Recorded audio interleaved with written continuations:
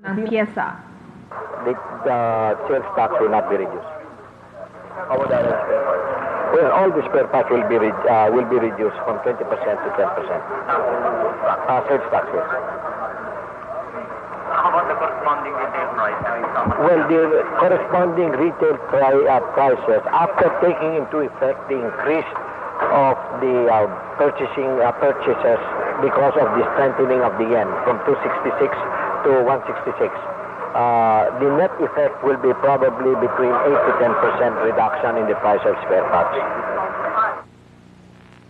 Tiniyak kaninang umaga ni Presidential Spokesman Rene Sagisag na hindi na gagamitin o pakikinabangan ng Bataan Nuclear Power Plant sa Morong. Ang pagtiyak na ito ay katayuan ng kontrobersyal na planta ay ginawa ni Sagisag sa special meeting ng kabinete kung saan naglahad siya ng kanyang report. Kamakailan lamang nagbalik si Sagisag mula sa Estados Unidos kung saan kanyang inalam ang naging obligasyon ng dating administrasyon sa Westinghouse Electric na siyang nagtayo ng proyekto para sa Pilipinas. Are you in a position to consider positively offers from other sources, including one international agency, to send a team here of technical and legal experts at no cost to the Philippine government?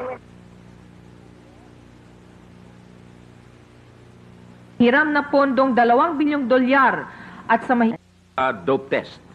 Ang opisyal na pagtimbang sa magkababang boksingero ay 8 ng umaga ng Sabado sa